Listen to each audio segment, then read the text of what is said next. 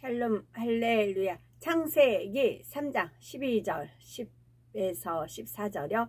아담이 이르되 하나님이 주셔서 나와 함께 있게 하신 여자 그가 그 나무 열매를 내게 주므로 내가 먹었나이다. 여호와 하나님이 여자에게 이르시되 네가 어찌하여 이렇게 하였느냐. 여자가 이르되 뱀이 나를 꿰므로 내가 먹었나이다. 여호와 하나님이 뱀에게 이르시되 네가 이렇게 하였으니 네가 모든 가축과 들의 모든 짐승보다 더욱 저주를 받아 배로 다니고 살아있는 동안 흙을 먹을지니라. 아멘. 여기서 아담이 하나님이 주셔서 나와 함께 있게 하신 여자가 그가 그 나무 열매를 내게 주므로 내가 먹었나이다 해서 그 탓을 다 이렇게 돌리는 거 있잖아요.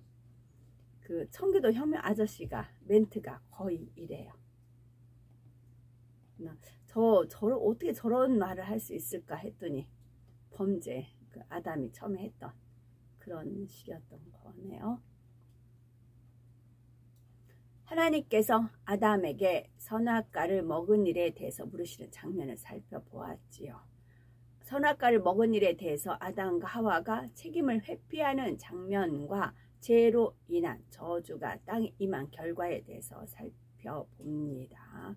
12절 아담이 가로되 하나님이 주셔서 누가 뭐해서 핑계대죠. 하나님이 주셔서 나와 함께 하게 하신 여자 그가 그 나무 실과를 내게 주므로 내가 먹었나이다.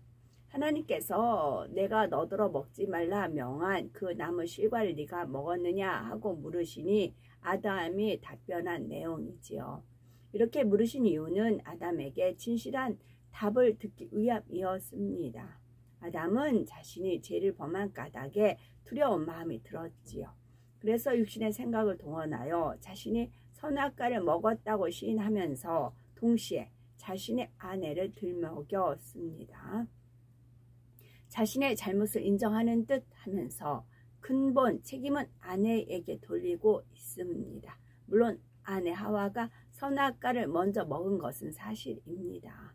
아담의 대답처럼 하와가 먼저 먹고 아담에게 주었지요. 그런데 하나님께서는 하와에게 묻지 않고 아담에게 물으셨습니다. 이는 하나님께서 아담을 첫째 하늘과 에덴 동산의 모든 피조물을 다스리는 최고 머리로 존중해 주신 것입니다.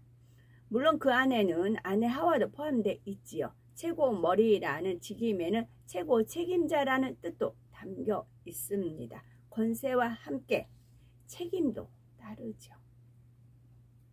하나님께서는 하와가 먼저 선악과를 먹은 사실을 아십니다. 하와는 아담의 사랑받는 아내였지만 아담의 권세 아래 있는 하나의 지체이기도 하지요. 하나님께서는 아담에게 최고 권세자로서 위엄을 지킬 수 있는 마지막 기회를 주시려고 했습니다. 큰 허물이 드러나 퇴진을 당한다 해도 명예롭게 할 수 있도록 배려해 주셨지요. 그런데 이 순간에도 아담은 어떻게든 자신의 책임을 줄여보려고 자기 아내를 거론했던 것입니다. 얼마나 진실하지 못하고 나약한 모습인지요. 더욱이 아담은 그냥 아내가 줘서 먹었습니다 라고 말하지 않았습니다. 하나님이 주셔서 나와 함께 하게 하신 여자 그가 줘서 먹었나이다 라고 표현을 했지요.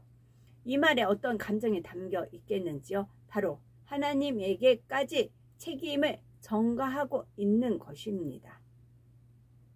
이는 하나님께서 주신 여자가 선악과를 주어서 먹었으니 만일 하나님께서 여자를 주시지 아내를 주시지 않았다면 이런 일이 없었을 것이란 의미이지요. 책임을 아내는 물론 하나님에게까지 떠넘기며 자신은 어떻게든 모면하려는 의도가 깔려 있는 것입니다. 아담은 불순종의 죄를 범한 후 육신의 생각이 활발하게 작용하여 짧은 시간에 이렇게까지 변질되었습니다. 그러면 하와는 어떻게 됐을까요? 13절에 여호와 하나님이 여자에게 이르시되 네가 어찌하여 이렇게 하였느냐. 여자가 가로되 뱀이 나를 꿰므로 내가 먹었나이다. 하와는 아담에게 속한 지체이기에 주체인 아담에게 총체적인 책임이 있다 해도 하와 역시 책임을 면할 수는 없지요. 더구나 하와가 먼저 뱀의 꼬임에 넘어가 선악과를 따 먹었습니다. 여기에 더하여 아담도 그 선악과를 먹도록 했지요. 그런데도 하와는 하나님께 뱀이 나를 꿰므로 내가 먹었나이다 라고 답을 합니다. 하와도 자신의 잘못은 인정하지 않은 채 뱀에게 책임을 떠넘기려 했습니다. 하지만 뱀이 나를 꿰므로 라는 말은 자신이 꼬임에 넘어갔음을 인정한다는 뜻이죠. 뱀에게 모든 책임을 떠넘기려 했지만 자신이 꼬임에 넘어감으로 인해 선악과를 먹었음을 스스로 인정한 것입니다. 사람들이 무엇을 잘못했을 때 하와처럼 말하는 경우가 많습니다. 그가 나를 미혹해서 내가 넘어갔다. 그가 나를 화나게 해서 혈기를 냈다. 그가 나를 속여서 손해를 봤다. 이런 식이지요. 자신이 잘못을 하긴 했지만 원인을 제공한 사람이 따로 있다는 뜻이지요. 이미 자신의 잘못이 드러났기 때문에 피할 도리가 없으므로 다른 사람을 끌어들여서 책임을 반감시키려고 하는 거죠. 물론 이때 원인을 제공한 사람, 즉 미혹하거나 속이거나 화나게 한 상대도 잘못한 것은 분명합니다. 그런데 다른 사람의 탓을 하면서 자신이 져야 할 책임을 회피하려는 자체도 큰 악임을 깨달아야 합니다. 다른 사람을 끌어들여 그의 탓으로 돌린다 해도 자신의 허물은 사라지지 않습니다. 오히려 원래 있던 허물 위에 남의 탓을 한 악이 가중될 뿐이지요.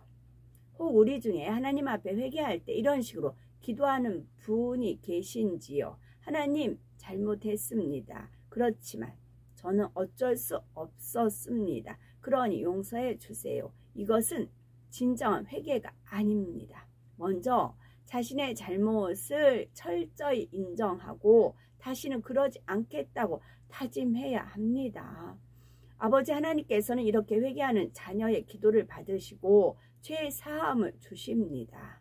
교회에서 뿐만 아니라 사회생활을 할 때에도 자신의 잘못을 깨끗이 인정하고 책임까지 확실히 질 수 있어야 하지요.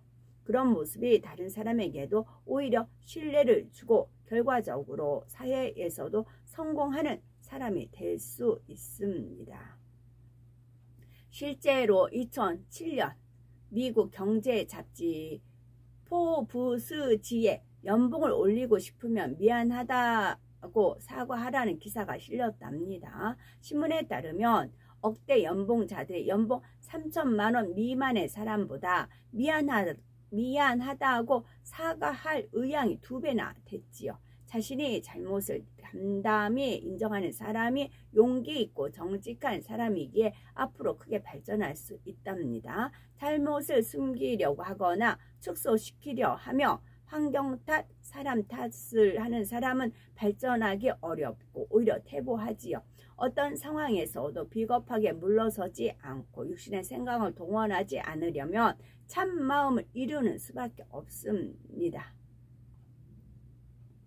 혈기, 감정, 미움, 시기, 질투, 거짓, 판단과 정죄, 변개함, 간음, 욕심, 배신. 우리는 이런 것들을 뽑아 버려야 하는 것입니다.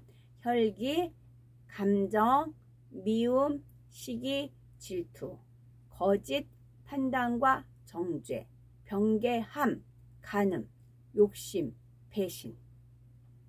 아직 남은 게 있다면 신속히 벗어버려서 깨끗하고 아름다운 마음을 이루어야 되는 것이지요. 그래서 원수마귀 사단이 아무리 살펴봐도 미혹할 거리가 없는 우리가 되어야 합니다. 반대로 아버지 하나님께서 우리를 보시고 마음껏 축복해 주실 수 있는 우리가 되어야 되는 것이고요.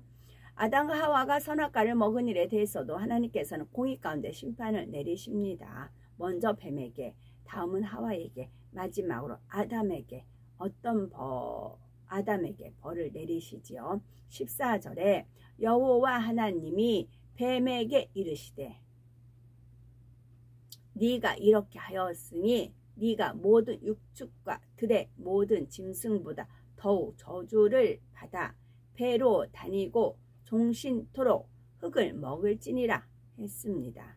여기서 먼저 주목해야 할 부분은 뱀이 모든 육축과 들의 모든 짐승보다 더욱 저주를 받는다라는 말씀이지요.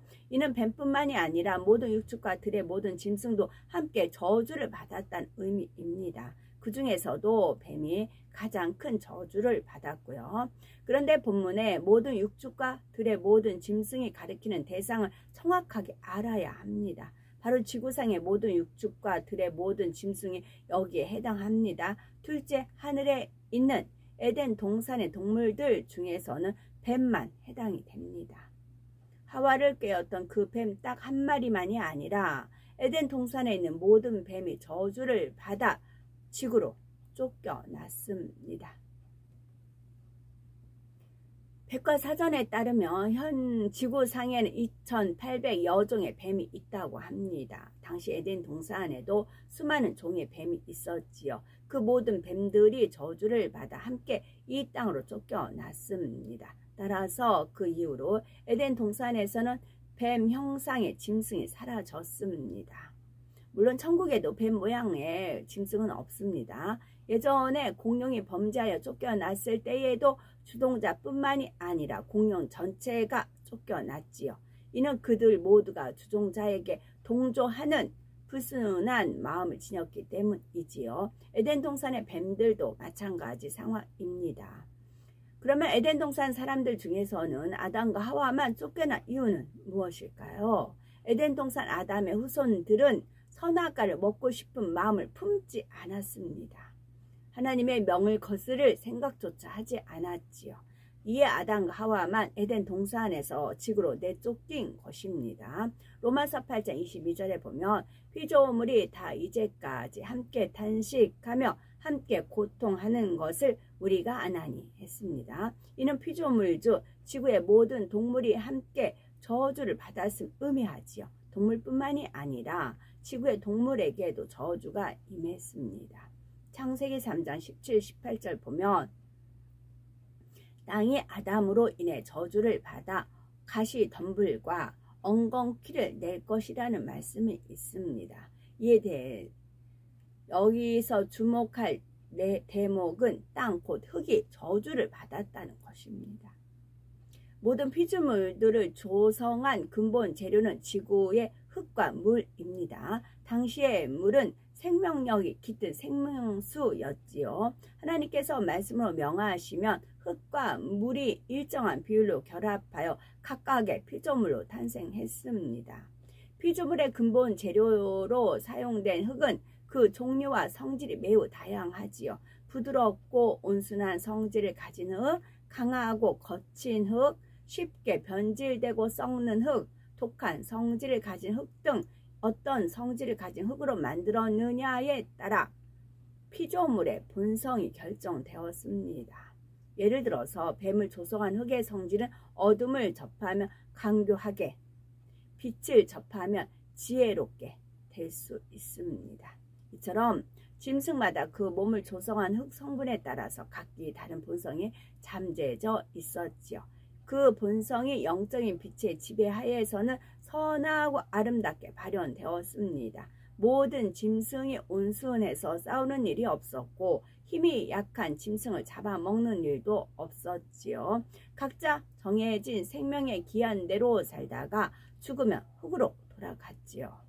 그런데 아담의 범죄로 인해 모든 피조물의 근본 재료인 흙에 저주가 임했습니다.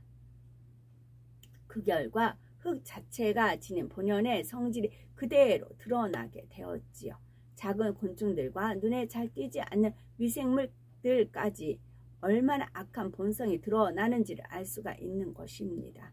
더구나 세상에 죄악이 간영함에 따라 동물들은 더욱 사악해졌죠. 그래서 세상 끝날이 가까울수록 독성이 더 강한 세균과 바이러스가 등장하는 것입니다. 죄로 인한 저주가 땅에 임한 이후로 이 땅과 사람들의 마음은 원수마귀 사단 주관 아래서 갈수록 더욱 황폐해졌습니다. 그러나 이렇게 죄로 인해 황폐해진 사람의 마음도 아버지 하나님께서는 얼마든지 고쳐주실 수가 있습니다. 그러므로 우리는 이렇던 하나님의 형상을 온전히 되찾기까지 간절히 하나님의 낯을 구해야 되겠지요. 하나님께서 부으시는 은혜와 능력으로 신속히 영으로 온영으로 들어가는 우리가 되어야 되겠죠. 아멘.